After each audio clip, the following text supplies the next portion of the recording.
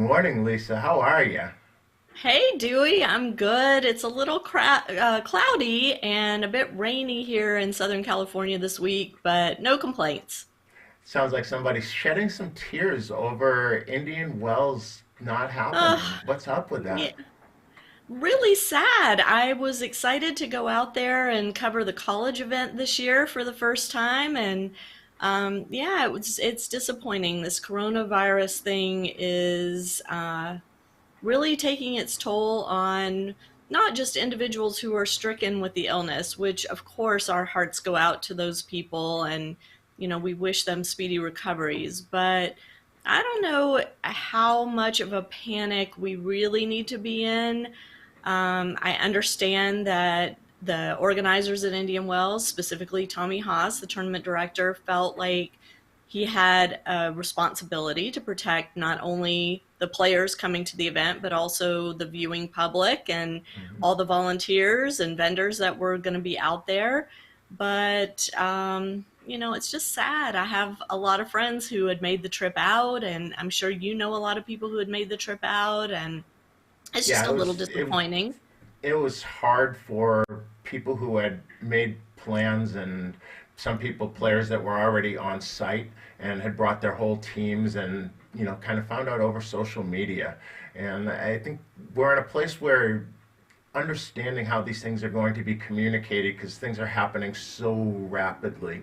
And the systems aren't necessarily in place to do a great job, and the stakeholders feel like maybe they should have been higher up on the list of people who are consulted and involved. But ultimately, I think the tournament made a decision that they felt like was best for all the people involved, and they certainly lost more money than anybody else, right? For sure. All the For sure. preparations and setup, and they have to undoubtedly refund all the sponsorship money, and um, that facility certainly spends lots of money upgrading facilities year in and year out. So it's a tough one, and I wonder, from a tennis provider standpoint, so being part of an academy, what happens if schools get canceled here, and do we hold programming, and going to a tournament, and we go to tournaments most weekends with some level of player, and what happens when those events start being canceled, and how does that set somebody up if you just moved up to a new level and you're finally getting to play, but now you're not getting any opportunities. There's a lot to think through. We could probably have an entire show just on that if we didn't Yeah. already have a show planned, on talking about, Yeah. another one of the challenges. How do you kind of manage your own personal tennis when you're in a group situation? So I think we probably need to talk about what we know more about than coronavirus and public health and social distancing. So. Um, Absolutely. And I'm so glad you used the word communication when you were talking about what happened in Indian Wells, because, in my opinion, that's at the base of managing individual needs in a group setting. And I think that's where we jump off this week, is talking about the need for clear communication and why that's so important. And for those who have listened to the Parenting Aces podcast over the years, y'all know communication is at the core of a lot of what I talk about. And I feel like it's such an important piece of the junior development puzzle, especially communication between the coach and the player, the coach and the parent, and the parent and the player. And these communication skills are things that need to be developed over time, and for the players are skills that will translate as they grow and move out of junior tennis into college tennis, into maybe professional tennis, or into the workspace. And I think anytime we can help our children become better communicators, we are doing them a huge service. So, Dewey, what are some of the things you're seeing as someone who manages a group of players that you don't necessarily work with one on one? How do you help those players accomplish their individual needs and goals while working with them in that group setting? it's interesting because over the you know 30 some odd years that I've been doing this I've had different situations. So I've had very, very small groups where I was actually the only coach out there on the court, and so I was also the person who was working with all of those players in a one-on-one situation. So there's one extreme, and then we go to the other extreme, probably where I am now more than any other time, which is I'm managing a group of players in the afternoon, and because I'm not full time as a coach right at the moment, I only have one player that I'm doing private lessons with. So it doesn't really matter the group. I generally have that player in the group, but I don't set the practice for that one player. I set it for what I believe the needs of the group are, and then I have to kind of count on the players to relay to me the things which they're working on. So they're very different situations, and I think the communication is a huge part, and a place where the kids now really need to step up, because I suspect most coaches get their feathers in a rustle a little bit when mom or dad calls and says, little Janie is working on da da da da da. So in practice today, can you? And I suspect the immediate response from most coaches is, well, is one where, thank you very much, Mrs. Jones. We will try to make sure that we take care of little Janie as best we can today. And Right. under their breath, they're saying, something quite different.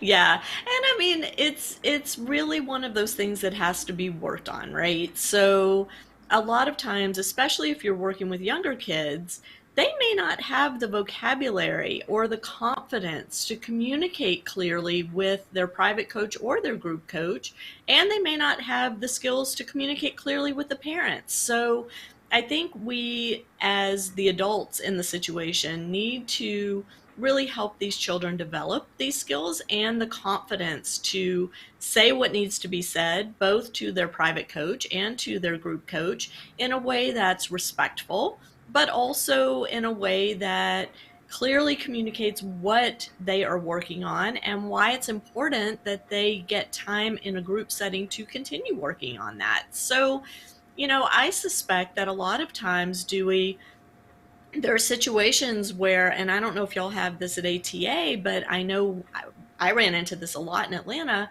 where English is not the first language of a lot of the coaches that we're seeing now.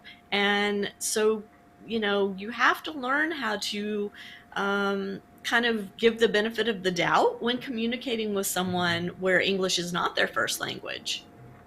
Sorry, I'm losing my earpiece here. Go ahead. It's the wonders of live production.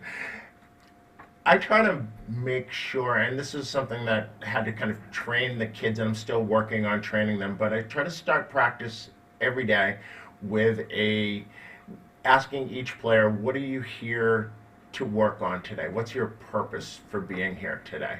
And getting them to give more detailed answers than, oh, I'm here to get better. I'm here because I want to get a college scholarship. I'm here because I want to, be in an Army commercial saying I want to be the best I can be. And getting them to really be clear in what it is they're communicating, and have it be something that the coaches, because it's generally me and a couple of other coaches on a set of courts with about 12 players, but looking for something that we can kind of focus in on. If it's a footwork thing, and if they're not doing it, just be able to give them a little reminder. If it's something, spacing relative to a ball, or if it's something in a swing shape, so that they're very clear at the beginning of the day. We as coaches can help stress certain things for them specifically, because the reality is, if you're a kid, very few kids take as many hours of one-on-one coaching as they do group coaching. And yet the group coaching is the supplemental part. It's the place where you're getting the extra repetitions necessary to be able to work on the thing that you work on in your private lesson between lessons, so that you can jump back into the private. The coach can look and say, did you get it? Yep, looks like you worked on it well. Now let's teach you the next thing. But it's not an easy communication for a kid to be able to say to a coach, Coach, can we work on this today, without seeming disrespectful?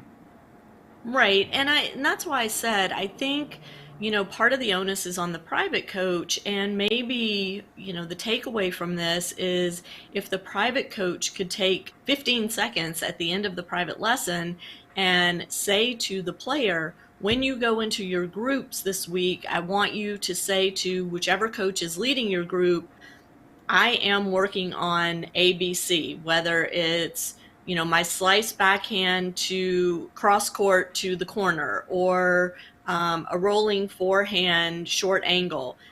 Be specific, have the private coach be specific with the child, make the child repeat it back, because this is how we teach effective communication, right? Say it, have them repeat it so we know they understand and they've got it, and then make sure that the child is then communicating clearly with the group coach. And if there is any dispute or non-clarity about what they're working on, then the group coach and the private coach can have a conversation and make sure that both parties understand exactly where this child is in their development, and specifically what needs to be worked on during the week. Because as you said, Dewey, for most kids, they are seeing their group coach way more hours per week than they're seeing their private coach. Right. I'm going to use a little shameless plug right here that, at Austin Tennis Academy, we use a product called Tennis Locker, and it enables us to put information about the individual players that we're working with as their primary coach into a file which is accessible to all of the coaches within the program. And unfortunately, it's not, if someone is not taking their privates with a coach not in our program, they can't put the information in, but most of our kids do take their privates within Austin Tennis Academy. But I can look in that child's folder and look at what their goals are, the things that are coming up. We can look and see, well, do they have a tournament coming up this weekend? So are we being more focused on getting them competitive repetition as opposed to something that is, we're just starting to dig into something that's a longer term type of thing.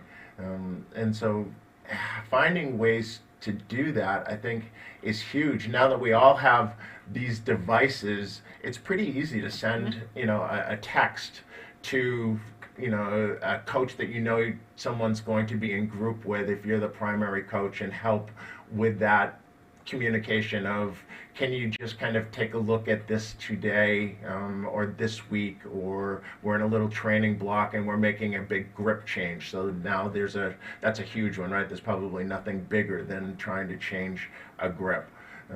But if we can use all of these tools at our disposal to communicate better, I think that would help. That, not spending so much time doing Snapchat, though I don't have Snapchat. Yeah, my kids told me I'm not allowed to go on Snapchat. And I'll take this opportunity to plug too. I have done a podcast with the Tennis Locker folks. So if people want to learn more about Tennis Locker and how they can get it in their child's training facility, just go in our podcast archives on parentingaces.com and look for that. But I wanted to just kind of expand on what you're saying, Dewey, in terms of this communication piece. And the next step of that is collaboration, right? Collaboration between the private coach and the group coach, collaboration between the parent and both of those coaches, and making sure that everybody's on the same page. And that's why I think Tennis Locker is so cool, because it allows everybody to access the information. And so there's a real clarity about what a specific child is working on in a given time period, what the goals are with that, where they're headed, what they're should be doing each week, what the parents should be looking for in tournament play. And that goes back to a conversation we had a couple weeks ago about, how the parent can kind of utilize the tools available during tournament matches to make sure that they stay calm and cool and collected, so that when their child looks up in the stands, they don't see a crazy person out there. But this whole notion of collaboration, I think, is really key. And I'd love to hear your thoughts, Dewey, on how the group coach can collaborate with the private coach. And I know you mentioned before we went on air that in your group of about 15 players, and you said this earlier, you only work privately with one of those. The other 14 work with a variety of coaches in the academy, and you don't have time to reach out to all those other coaches before each group session. So how do you reconcile that? Boy, isn't that the $1 million question? Because it is really difficult to make sure that when Yeah. someone starts working on something new, that becomes aware. Um, and I think if you're in a situation where you're the private coach and your child is in a program somewhere else. So there was a time when I was in Atlanta and I didn't have a group program. I taught a lot of private lessons, and then I found other good training opportunities for those kids. And it was a challenge at that point in time to send the child along. And my take to the player was actually always, okay, do the best you can with whatever the advice that is being given to you, then bring that information back and we will reconcile it on the one-on-one court of, well, is this something that fits your game? Is it something that maybe we're planning on doing in the future but we're leaving alone right now? Is it something maybe we've already tried and decided, no, this wasn't going to fit with you? And then I would try at that stage, I would try to send along information to the coaches. It was probably the early days of email, and I'm not even sure back then that there was even, no, actually, I didn't text at that point in time. So it was a matter of, a phone call to a coach in an evening saying, these are the things that whoever it is, little Johnny, is working on, and can you kind of keep an eye on it? Because I would do things where I would say, okay, for the next month, we're just working on slice backhand, so you're not allowed to hit your two-hander, no matter how bad things get. And so communicating that information to a coach, and when what we're working on is, I don't know, tacking a short ball with your two-hander up the line or something, and to know that in this situation, this one player needs an exception to that because we're maybe working on a chip charge situation, Right. was something Right. that I And the felt was parent incumbent upon me. Right. And the parents' role in all this, and I want to just say we're down to about our last 90 seconds here, but the parents' role in all of this is also to communicate clearly and well and give the player the space to take the lead in this particular instance. So if your child comes home and says, Mom, my private coach is telling me to do this, and then I get into group and they're telling me to do that, and I'm really confused and I don't understand what I'm supposed to do. I don't want to disrespect my coach, either of them. How do I handle this? I need your help. And that's where the parent needs to sit down with the child and maybe do some role playing and talk through some scenarios and find some way of saying what needs to be said in a respectful way that the child feels comfortable saying to either the private or group coach or both of them, that accomplishes the goal of getting the child what he or she needs, right? Because that's the underlying piece of this is if we're not getting what we need, then we need to find a better way of asking for it and a more effective way of asking for it. And isn't that kind of a key to understanding the person that you're talking to, right? I could be For sure. dealing with a coach who is very much command, and we're doing what it is that I say, and it doesn't really matter what you're working on. There are those, and then there are others who are much more accommodating. And so recognizing what's going to be the reaction of this person, and how do I best present that information. And I think if kids could look at coaches like they look at parents, I think it would be much more effective, because kids are world class at figuring out which parent do I ask for which thing in which way, right? They have that figured out down to a T. So if they can kind of manipulate their coaches that same way, so that they're getting out of it what they need, and at the same time recognize that sometimes you got to go along to get along, right? Every day isn't going to be your day. If there's 10 kids or 30 kids in group and everybody's working on something different, today might not be your day that you get to do what it is that you want to be doing. Absolutely.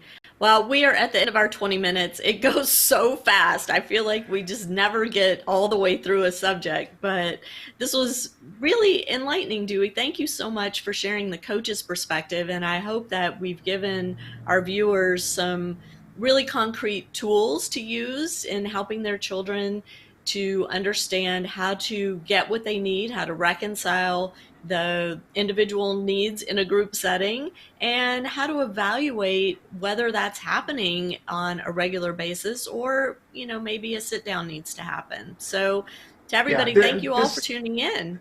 This was a hard one as a parent, because it's a hard place to jump into, manipulate the situation. I don't want to say manipulate, but I guess that's the word I use, so I'll stick with it. Yeah, that has a negative connotation. But to be able to get out of it what you want, it is largely a communication between the kid when they're there that day and the various coaches that are involved in that, with that player. But we're always trying to give good information for parents and players, and maybe we get a few coaches that are actually here and would like to figure out without having to figure it out themselves, so learn from someone else. So another great week. This one went fast. Yeah, we encourage all of you guys to add your comments on either the Parenting Aces YouTube channel or the Tennis 2020 YouTube channel. We do read your comments, we take them to heart, and we are here for you. So if there's a topic you'd like us to address, please let us know. If you have questions, please let us know that too. And we will catch you guys next time on Tennis Takeaways. Yeah, till next week. And I will be jumping into the Parenting Aces Facebook forum to kind of get some back and forth going with some people that they might want to come here. So have a great week. Sorry you don't get to go to Indian Wells. Yeah, bummer. Okay, next year. Okay. See you later.